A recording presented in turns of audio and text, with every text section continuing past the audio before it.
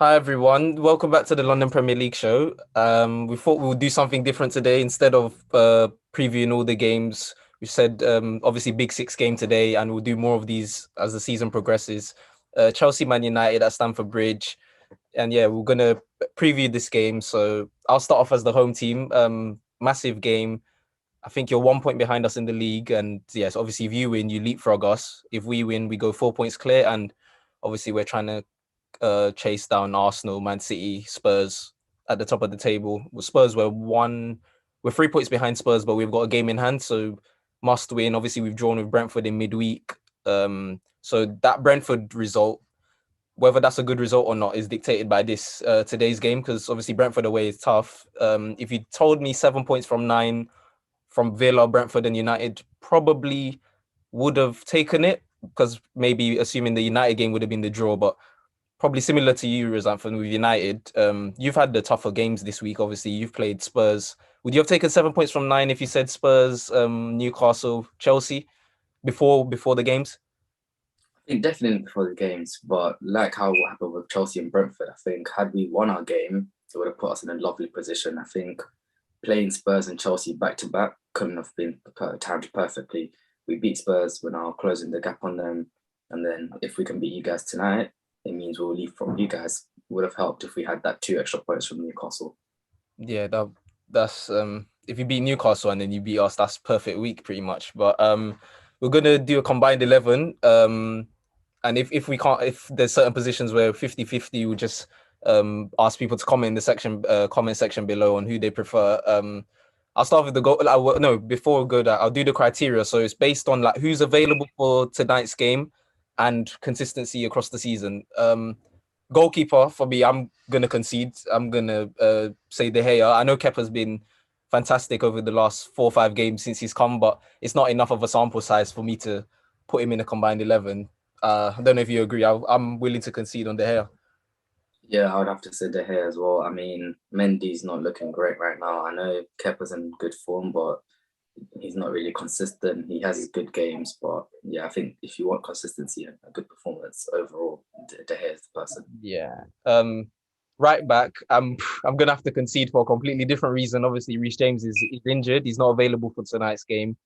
Yeah, if he was fit, I'm sure probably he would have been the right back for both of us. But I'm gonna have to probably give you the low. Aspilicueta, club legend, but his legs are going. Like he's not the player he once was, obviously. So yeah, I'm gonna probably give you the low for that as well. Don't know if what you would put for right back. Yes, same again. Has to be Dalla. Don't see Default. how it Yeah. could be anything else. Got it for Reece James though. I mean, he's going to miss the World Cup. I mean, Yeah. right now I think he's one of the best right backs in the Prem, if not in the world. And yeah, I would happily take him in my squad over Dalla. But yeah, right, he's injured, so Dalla for now. Yeah. You go first on centre backs. If you have to Okay. if you had to Oh, pick like if you had yeah. to pick one centre back or if you think both Varane and Martinez, if you think both of them get in, what do you think for some centre back? I think definitely Varane has to be in there. Definitely, he's just world class. He's a top player. You know, Yeah. he's proven in the big leagues, Champions Leagues. Obviously, still adjusting to the Prem, but you know, we've seen how he's performed against Spurs, Arsenal, Liverpool. There's no reason why he can't get in. No, yeah, I agree. I'll concede Varane as long as Thiago Silva gets in alongside him because he's not played every game this season. Obviously, he's been rested or rotated for like saving him for Milan. He didn't play against Wolves, preserving him because he's 38 now. His birthday was last month. So I'll go Varane and Silva. I don't unless you want Martinez in as well. It's a tough one, yeah, Yeah, because I'd say in terms of form, it's definitely Martinez. yeah, But again, I said with Varane, but Thiago Silva is just proven he's world class. yeah. But even So this season, Silva's been like our best defender. Obviously, still this season. Obviously, not played as many games last season. He was sort of playing majority of the games. We couldn't rest him, even though he was 37. Tuchel like relied heavily on him, but Potter's sort of started to rotate a bit more, trying to save him for big games. I do expect him to start tonight, being Man United. I would go Varane and Thiago Silva, but if you had to pick, I'd if you go had with to pick, Silva as well, just only because of how the Chelsea squad. You know, they have quite big players. I know Martinez can handle them. We've seen it how he was handling against Harry Kane, but just for that security, you want that big 6'4" or 6'3" defender alongside Varane. yeah, um, Right, left back, strange for me. Up until a couple weeks ago, probably would have said Malacia was running away with it, but I'm not sure now. Like he's not even played much, but Shaw's been good, but I don't even know if he's played enough games. Left back, I don't even know. I'll probably go Cucurella if I'm going across the whole season. But even Cucurella last 2-3 games not been great. I don't think any of our left backs, like for both teams, have been like Yeah, consistent throughout the whole season so far. I would go Cucurella. I think he's been better than Chilwell. I don't think Chilwell's been. Obviously, he's come back from long-term injury as well, so he's not really the player he was like at his sort of peak last season. I would go Cucurella if I'm going like out of all four left backs. But who would you go with? it's a tough one It's easy. because I think Cucurella's a great player. Still yet to shine for me Yeah, personally in Chelsea much, but it will take some time for him, I guess. Between Malacia and Shaw, I mean, Malacia was great as soon as he came on. yeah. Played against Arsenal, played against Liverpool, it was great. And then Shaw, obviously, Ten Hag rotated it, put Shaw in. And, Shaw's been putting in a performance as well. He's playing brilliant against Spurs. I think just based on form right now and recent games, I have to go Luke Shaw. You're gonna go Luke Shaw. Okay, so I'll go Cucurella. So comment section below to the viewers, Cucurella or Luke Shaw, leave your vote in the comment section. What formation? What should we do? 4-3-3? Yeah, we could do 4-3-3. 4-3-3. Defensive midfielder, I'm happy to concede again for me. Casemiro, since he's come in, he's been excellent. I don't know, to be honest, with Ten Hag, I don't know what took him so long to even start playing in the first place. But yeah, no, my probably usual contender would have been N'Golo Kante, but obviously, yeah, he's sort of. I do think he's approaching the end now. Obviously, he's out till February, sort of late January, February. He's no chance of making the World Cup. I know Reece James, they are still trying to see if there's like slight hope that might potentially rush him back. With Kante, there is no rushing him back because even after the World Cup, he's still out for like another 6 weeks, 6 to 8 weeks after that. So he would have been my usual. And to be honest, yeah, no, Jorginho, he's not sort of having the greatest of seasons. So for me, I'm happy to concede Casemiro as defensive midfielder. I know you probably agree with that. Yeah, 100% Casemiro. I mean, when he has been playing, he's been playing amazingly. I know he had that little like bipolar game against Everton, but against Yeah. Moni, brilliant. Spurs, he was brilliant. Mhm. His world class is shown, and that's a Champions League winner right there, and it Is shows in this game. And against Everton, the thing is, he started off sort of a bit on ropes as well, lost the ball for the goal, but then turns it around and probably ends up finishing the game like being man of the match. So yeah, Casemiro for me, I'm happy to concede on that. Another player I'm happy to concede with as well. I'm conceding a lot. Probably United might even have more players in this team. I don't even know. Ericsson, for me, Ericsson as well. He's had an excellent season, and I'll be honest, I didn't expect him when I saw. Obviously, he was going to United. What is he? 31, 32. Obviously, he had the scare at the World Cup, 150K a week. I was like, even at Inter, was he there when Inter won the league? But yeah, I think he was. But I didn't really see. He was good at Inter, but I don't think he was sort of one of their star players or anything like that. So when he was coming to United, I did have my doubts, but I'll admit he is sort of playing now like to the way he was playing sort of in his first sort of 5-6 years at Spurs. I know obviously the last year and a bit, I know sort of Spurs fans were happy to let him go, or were happy to see him go, or some didn't mind. But for me, Ericsson, he's had a fantastic season. I'm happy to concede as well, and I probably he'll be in my team if I'm doing a combined 11 for today's game. I don't know if you'll agree with that. I think, yeah, depending on how we play the attacking part, but yeah, he's been brilliant this season. I'll be honest, like Ian said, I was very skeptical. I thought after Spurs, that was it. He wasn't really great. Didn't really get on with Mourinho. I think left the club. Didn't really show much signs of Inter. And then obviously, like Ian said, the World Cup scare. I mean, he did really well against Arsenal. I think getting man of the match, getting those 2 assists, I believe. He's been Yeah. brilliant. He's been brilliant ever since then as well. The only thing I would say is in this combined 11, I'll take Bruno over him and then choose Mount as my other midfielder. Yeah, okay, yeah. I was even gonna say like should we put Ericsson, Cam, and then yeah, okay, but so what, Casemiro, Mount, and Ericsson? Casemiro, Mount, Eric's and Ericsson. Bruno, yeah. Okay, I can agree with that. Yeah, I can accept. Yeah, I know Bruno's obviously starting to play well now, but I know the early sort of part of the season, I know a lot of your fans were sort of fuming with Yeah, him and saying like everyone turned on he's not Bruno, patient but on the for ball and me, stuff. I think it was just a bad few weeks. I mean, we saw Yeah. how he played first. He was Spurs, excellent. yeah, that Spurs was probably his best performance I've actually seen from him like United in about 18 months. He was amazing against Spurs, and think deservedly got man of the match. I think he got man of the Yeah, match. he got man right. Okay, so what Casemiro, Mount, and Ericsson. Yeah, Okay, right, front three. For me, right wing, I'm happy to concede. We've got for me Anthony. Even though he's just come. Yes, he's not. The performances have not always been great, but he is turning up with goals. Like he is turning up with big moments. He's obviously scored in 2 big games now. Obviously, the City game, the goal didn't mean anything, but Arsenal, it did. He scored. Everton, he took his goal well. He's a really good finisher, like Anthony, especially cutting in on his left foot. So for me, we've not really got any contenders for right wing, and I think Anthony, he walks. I think he comfortably takes this position. I don't know what you think. yeah. I think Anthony's been brilliant. I think the only weakness I would say improvement, I think, is just learning to take the ball on his right. I know he has that kind of Iron Robin Robin. flair. He cuts in with his left, but sometimes it's always good to use it right. But yeah, like I said, he's great with his crosses. He's a bit of a playmaker. Does his tricks on the field as well. Doesn't do it too much either. So yeah, he's been brilliant. Scored in the first 3 games. Didn't really do much against Spurs, but could have easily got an assist or a goal, I believe. Yeah, no, I agree. For me up front, I'm taking the Bamiyang. For me, I think since he's come in, he's already our best number 9 since Costa left. Not that that says much, but he actually has played well for us. He's scoring goals. Um, yeah, and like even his link up play is not the greatest. I know obviously people sort of criticize him for that, but at Chelsea his link up play has been good. It's not the greatest, but even at Barca his link up play has been good, and he scores goals most importantly.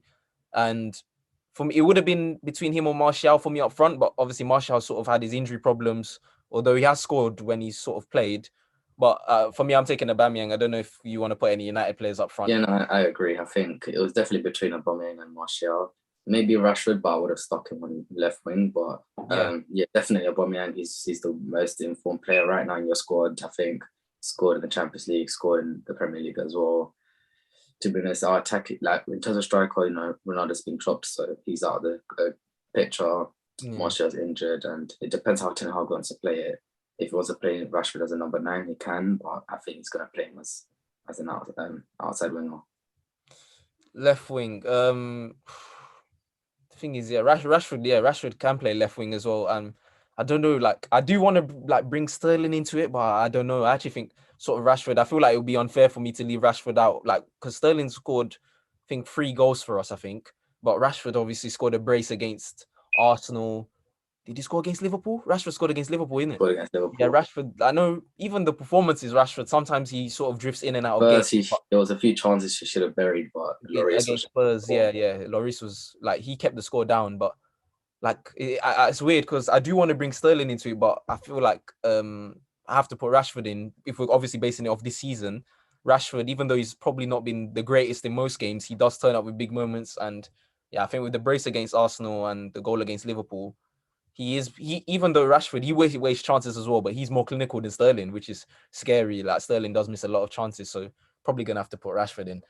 definitely. I think with Rashford, just learning to take shots on his left foot. Like Yeah, I've mentioned, 40, like it annoys me, it frustrates me that he can't take it on his left foot. So yeah. once he learns to take on his left, I don't see he's complete for me as a winger. Yeah, like from Sterling as well. Sterling, like the build up will be amazing and stuff. It's just the finishing. Like I love Sterling, but his finishing, he's so wasteful. Against Villa, like he literally had the ball sort of 6 to 8 yards out. Just needed to pass it into the corner. He raises it, it hits the bar and goes over. I'm just like this typical Sterling at times. Like he can finish well, but I think he needs a high volume of chances to end up scoring one. But yeah, he's probably not going to get the chances early on in this Potter reign. But right now, he's not going to get the chances, the volume of chances he got at Man City, where he can end up getting his goal. You sort of have to be more clinical at Chelsea. And yeah, probably I would edge it to Rashford purely for his big moments in sort of the big games. Probably edge Rashford for me. But so what's that? How many United players in this combined 11? De I Gea, think it's the low. 8 The low is and lucky because 3 of plus James. players. The low's lucky. Varane, left back's undecided for now. Casemiro, Ericsson, Rashford. You got 6 guaranteed. So you got more players than us in this team. It's weird because we're above you in the league, but it's weird. But obviously the table doesn't say the whole story. It's still early days, and yeah, judging it off sort of individual performances are probably the amount of United players in this team. The low's in by default. James would have been in if he wasn't injured. But yeah, that's the combined 11. But now moving into sort of the lineups, how do you think Ten Hag will line up for this game? Like So I in terms of think he's personnel. going to stick to the same lineup. I think he's just going to stick to the same lineup. I think probably start Rashford, start Anthony on the wings, probably start striker. I'm not too sure. Might play maybe three midfielders and then have Bruno as a false nine. Who knows? Rashford's got a great record against us as well. It'd be interesting. Maybe Rashford as a 10, Rashford as a 9, and then have Sancho on the wing.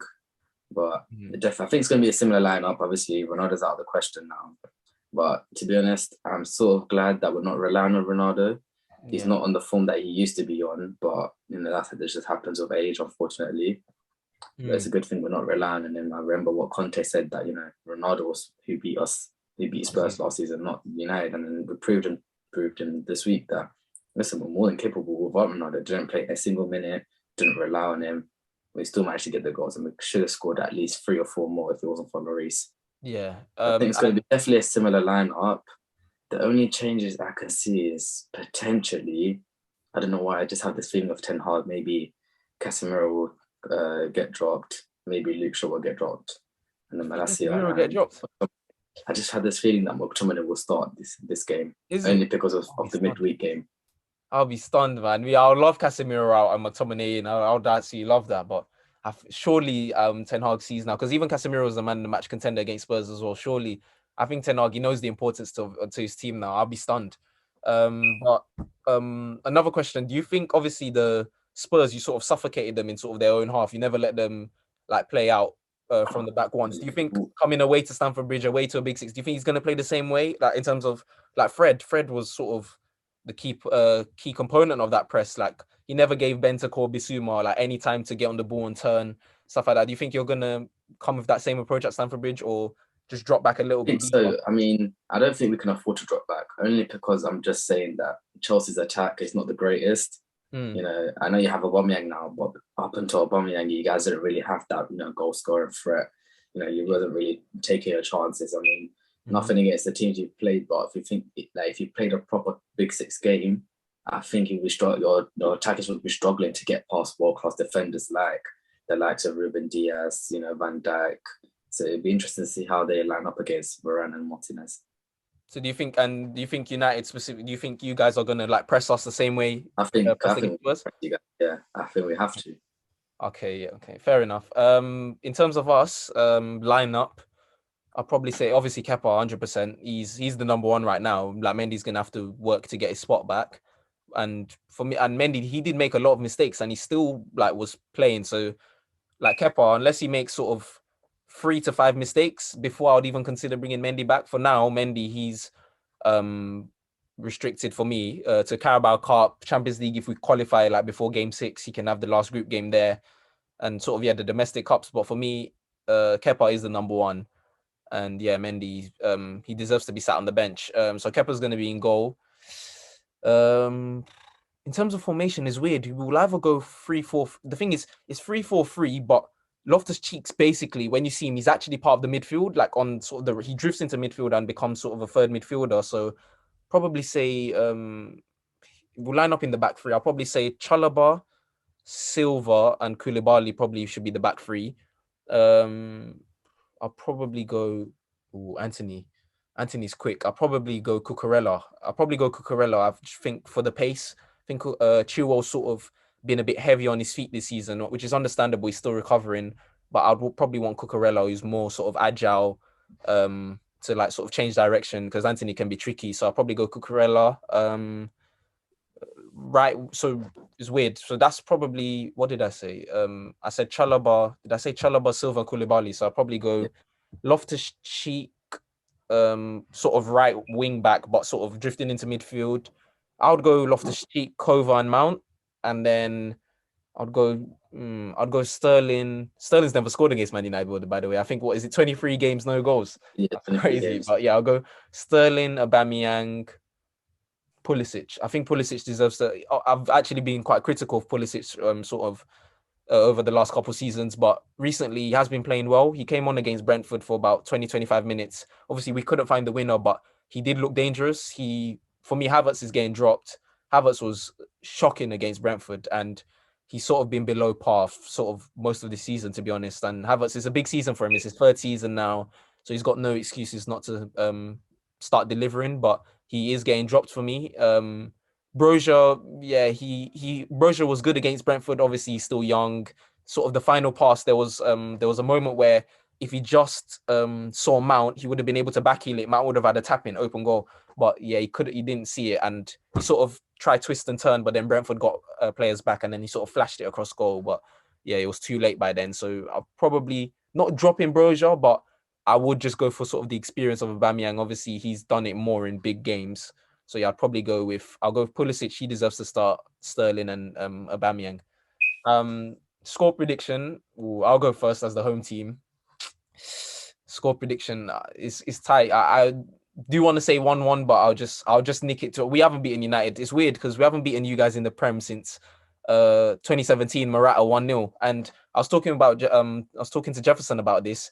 Literally from 2012 to 2017, we were unbeaten against you in the league for 5 years. And then literally you've been unbeaten against us from sort of the latter part of 2017 to now. So we sort of both had our 5 year unbeaten spells against each other in the league. But if we don't beat you now, it's going into 2023. So we have to win this. Like we actually have to. I'm gonna go 2-1. 2-1 Chelsea. I'm just gonna edge it a home win for us. But what do you think the score is gonna be?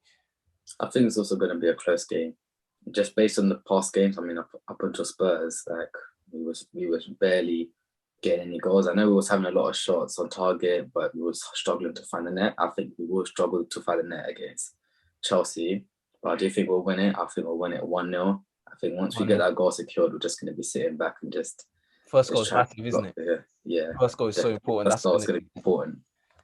All right. We're just gonna briefly sort of discuss the other games, mainly just like give our score predictions. I'll start off with early kickoff today, which is Nottingham Forest Liverpool. What brief thoughts on that, or what do you think the score is going to be? Tough one. I think Liverpool, they're not. You can't really predict Liverpool anymore. They're not looking. I know they had their big performance against Rangers, but then it's not looking good. They got 2-1 wins though. City and West Ham in midweek. Alisson saved the Bowen's penalty in midweek. Oh, really? Yeah. Liverpool, they not scraped. I think with the Liverpool Man City game, it was just everything went out the window for that game. It's just one of those things where form does not come into account. I think against West Ham, even West Ham haven't been on form. They've been great. Nunes got the goal, header. They've been great in the Conference League, but in terms of Prem, they haven't been performing as much. West Ham. Yeah. Nottingham Forest, they've been terrible this season. I mean, no one can deny that. We thought Leicester were bad, but then Nottingham Forest are just as bad or worse. So I think Liverpool have to win it. I think. Yeah, no, I agree. I think I would go 2-0 Liverpool. I can't see Nottingham Forest scoring. I'll go, Forest are home, but I'll go 3-0 Liverpool. Next, Man City Brighton. I'll only pick out a couple games. Man City Brighton, and I'm gonna go at the Etihad. Brighton are a decent side. I don't think I'll be stunned if Man City batter them like 4s and 5s. Probably Man City will go and do that now, but I'll go 3-1 Man City. Yeah, Brighton. I mean, they were good last game against Crystal Palace, I think, but struggled to get goals. I think, it's going to be a Man City battering. Could easily see. I think I'm going to go 4-0. 4-0. We'll go Southampton Arsenal. You go first on that. Southampton have been playing well recently. They have, but again, Arsenal, they're the best team in the league right now, on form. Yeah. So I think I could see an easy 2-0 win for Arsenal. 2-0, yeah. I'll go the same 2-0. That's my prediction with Datsun. We'll start doing this as well soon. Starting doing the predictions for game weeks. But yeah, I've gone 2-0 Arsenal as well. The last one we'll do is Spurs Newcastle at White Hart Lane. Is that what they call it, or is it Tottenham Hotspur Stadium? I don't even know. But Spurs are home. Oh, Spurs. The thing is, Spurs. Their Achilles heel has been sort of the big 6 games this season. Like if Anthony Taylor didn't rob us, we would have beaten them comfortably at home as well. And then Arsenal away, they had no answers. United away, they had no answers. But it's not a big 6 team today.